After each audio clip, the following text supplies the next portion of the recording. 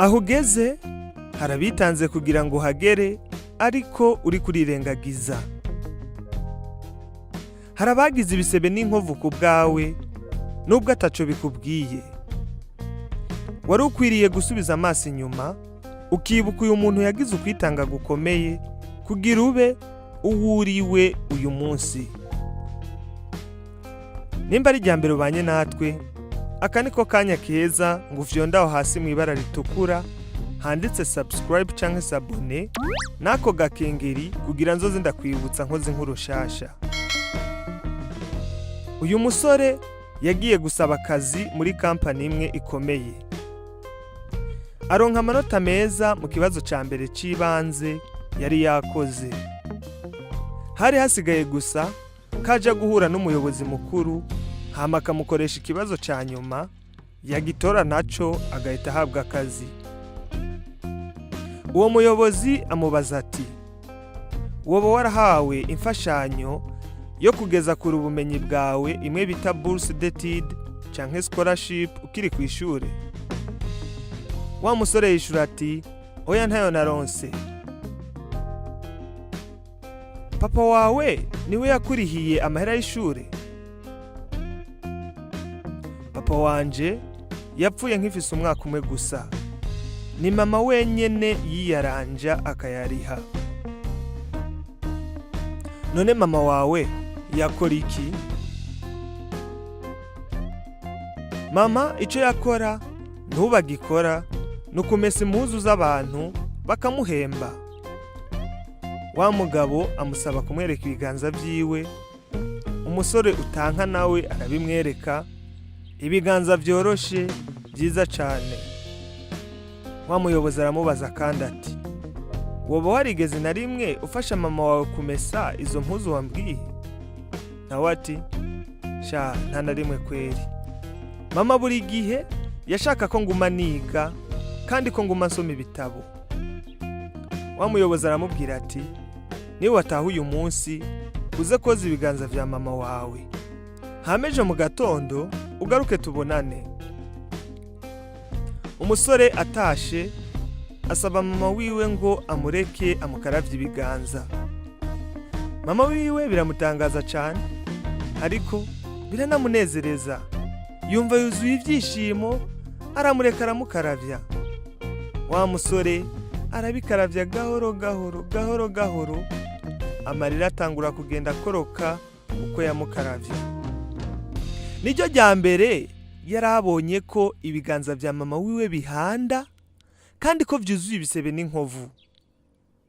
Ivyo bisebe vyaramutoneka cane kugeza naho yanihishwa cane n'ukuntu yabikorako. Niryo rya mbere kandi uwo musore yamenye ko ari ivyo biganza nyene vyamesuye impuzu mu mihingo itandukanye kugira ashobore kumurihira ishure.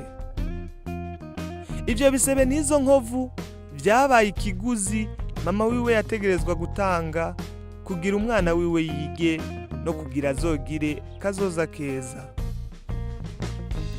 Ahejeje kumukaravya ibiganza, wa mwana yitonze cane atavuga, acaramesa n'impuzu zose zari zisigaye mama wiwe atari bwaheze kumesa.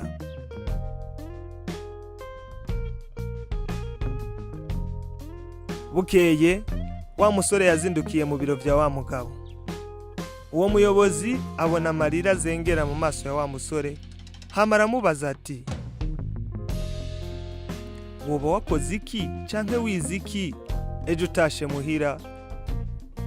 Wa musore ati, nogeje ibiganza vy'umuvyeyi wanje kandi naraheraheje kumesa impuzu zari zisigaye, kandi ubu ndazi ico bivuze guha agaciro igikorwa umuntu aba yakoze. Iyo hataba mama wanje simba ndi uwo ndiwe uyu munsi. Akanya namaze ejo ndamufasha kumesa, ubu natahuye ukuntu biba bigoye, biba biruhije cane kugira ikintu kirinde gikorwa ku bwawe. Kandi namenye guha agaciro no kubaha imfashanyo umuntu aba yaguhaye. Twese hamwe twari dukwiye guha agaciro ivyo abandi baba bakoze. kumenya umubabaro n'imvune abandi bagira kugira ibintu birinde bigenda neza ku bwacu. Usubije amaso inyuma urasanga hari umuntu yitanze uko ashoboye kugira ushobore kugera aho ugeze.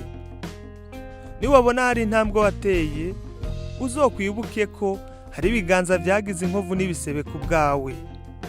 Ibyo biganza bihanda kubera akazi kakozwe wiryamiye cyangwa uri kurasoma ibitabo, uri kuriga, uri kurarondera ubu bumenyi ubona ufise uyu munsi. Nutagenda ngo bikaravye gumenye ukuntu anihishwa n'ivyo bisebe yagize, ntuzokwigera umenya ko hari abitanze ku bwawe uri kurirengagiza.